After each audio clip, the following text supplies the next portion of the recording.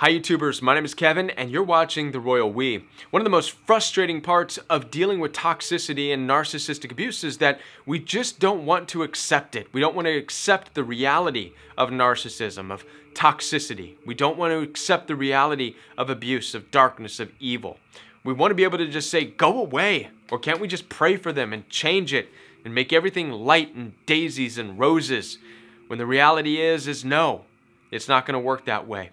All that's happened because of narcissistic abuse, whether you've experienced through a intimate partnership or a relationship, a boyfriend, girlfriend, spouse, a friend, coworkers, family, maybe all of the above, all that's going to happen from this point on out is your eyes are going to continue to open even wider as you notice things going on in the world around you, and you're going to see toxicity and narcissism everywhere you go. How many of you would say, yes, Kevin, it feels like I don't even want to go outside. I don't want to have relationships with anybody because it's so toxic. The toxicity is so thick that I can't even breathe. I'm choking on it. And you really want to know what your place is. That's the frustrating part. How do you have relationships? How do you understand what your place is in this world when you're getting choked out by the toxicity of it? So first, there's a lot of questions going on there. Let's first tackle the issue of understanding where this toxicity came from, why it's even here. The why part, we're not going to know this side of heaven. But we can know this, that darkness, toxicity, narcissism, evil, it was here long before we were. That predates people. And this is something that the ancient people, the ancient illustrations that are given to us through things like the Bible are trying to get us to understand. As a matter of fact, I'm going to take you there with me right now. We're going to go over this right now because this is the time in which we need to start to look at these things and take it seriously. In the beginning, according to ancient literature, it says that God created the heavens and the earth. Okay, fine. Yeah, we've heard that. Okay. But the very next verse says this, that the earth was void and dark and chaotic and a mess. It was formless. It was desolate. Now, what we're seeing is a condition of the earth. Wow. We're not seeing the formation. It's not saying God put one block on top of the other and it was a dark mess in the beginning when he was doing this and building his erector set. That's not what it says. We see a condition of this place as the Spirit of God hovered over the surface of the deep. The condition reminds us of the condition of toxic relationships that we have seen and we have experienced in our lives. Does it not? How many of you would say, yes, Kevin, the condition of the narcissist that I dealt with was very dark, very chaotic, very void and very empty, empty of any love, empty of any care, empty of any concern, right? This was the condition as the Spirit of God in the beginning hovered over the surface of the deep, and we need to understand this. This is something that Western Christianity won't teach on. They will not teach it this way because it does not fit the narrative. Okay? Now watch this. What's the very first thing that God does?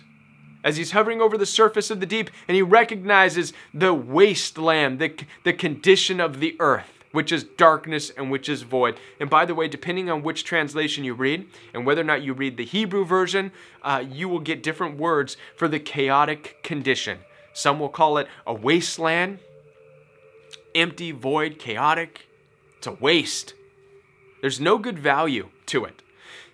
So now the first thing that God does is he speaks a response to the condition. What's that response? God speaks out and says, let there be light. And so he spoke a response into the condition. Not only did he do that, but he assigned a value and a quality to what he spoke out. He saw the light and he said, it is good. So immediately he gave a quality and a value to light and he says, it is good. And now watch this. Did he give a quality to what was dark and what was void and what was already there? No. He left it alone. No quality, no value. This is how you need to start looking at toxicity and darkness and the voidness that you're dealing with. There's no quality to it. There's no value to it. And now watch this. Since light does have the value and does have the quality, and the darkness and the voidness doesn't, God has to do something, and he does. Does he say, light, overtake the darkness and get rid of it and not have it, let it be gone. It's all going to be light. No. What God did was divide it. According to the ancient scriptures, the ancient people are telling us that God divided the light from the darkness, created the two opposing opposite sides, that they do not have anything to do with one another, yet they both exist. They exist in the same space, but they do not exist together. Now you're going to start to see where I'm going. And by the way, in case you're wondering, the light that's being talked about in this ancient text is not the sun. It's not the sunlight. We know this because the sun was not yet created until the third day, later on in Scripture. This light has nothing to do with the sun. It's not like turning on a light bulb in darkness. It's a different light. It's a light that represents quality and value and life. And it's a response to no value in life, to chaos, to a wasteland, to emptiness. Right? So by now you should know where I'm going with this. The ancient people are trying to tell us, listen, and this echoes throughout all of the ancient literature, be on the side of light. Right? This little light of mine, I'm going to let it shine. You cannot shine your light in darkness. The darkness will surround and overwhelm you, nor can darkness be in the light. The two can't have anything to do with each other. Now, some of you are saying, Kevin, I don't know if I like this message because the narcissistic abuse and the toxicity that I've experienced has been with family members, mom, dad, brother, sister, spouses, children, coworkers, best friends. Are you telling me? Yes. Yes. And it's not me trying to tell you this. This is ancient understanding. As a matter of fact, we can see later on in scriptures where it was written, where even Jesus echoes this. It says, I did not come to bring peace, but a sword. He's reminding people in the New Testament of this principle. He's saying, I am the sword. And you got to understand, there is toxicity in the world, and there is light in the world. And I have come to divide fathers from their children and family members and divide people. Divide them based on what? Divide them just for the fun of it? No. Divide them because there is a real emptiness and a real chaoticness, and then there is also a real light that bears truth, that bears what God gave value to, which is good. What you need to understand right now is that as you're waking up as a result of narcissistic abuse, is that you're gravitating towards a side. And as you can see in the world around us today, everybody's gravitating towards a side, aren't they? And there are sides that are destructive and chaotic and trying to cause a deconstruction into chaos and into a mess, into a void, into emptiness. We're seeing this. It's unfolding.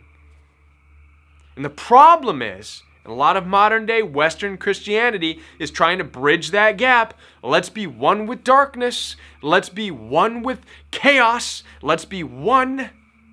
No, it's not going to happen that way. How many of you would agree? Light has nothing to do with darkness, and darkness has nothing to do with light.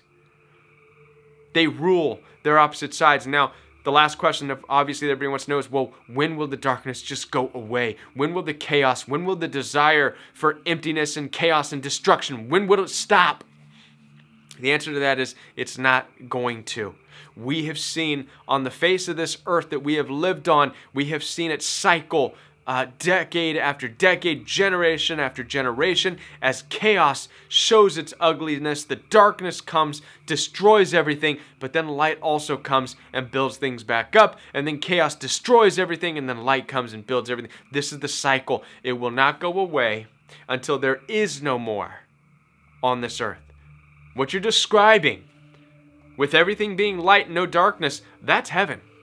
According to the ancient understanding, that's being surrounded by the glory of God, and that is not going to happen until the side of heaven. But while we are here in this place where God hovered over the surface of the deep initially and saw that it was chaotic and void and mess and left that, it is a part of our existence here. And it's not going away. All we can do is understand our place in it. So I challenge you to know your place. And listen, I want to be a part of your healing journey. And so visit www.jointheroyalwe.com where you can schedule some one-on-one time with me. We can FaceTime, we can do a telephone call, or even email. I also encourage you to join me live every Monday night at 9 o'clock p.m. Central Standard Time on the Royal We Live chat. This is a great opportunity for you to meet a lot of people in the community. You can call in for free. You can ask some questions. I also would invite you to join me Saturday mornings for Royal We Fellowship at 9 o'clock a.m. This is an in-depth Bible study from the perspective of understanding narcissistic abuse and toxic relationships. So there's a lot there for you. Be sure to subscribe if you haven't already, and I'll be back with more videos right here on the Royal We.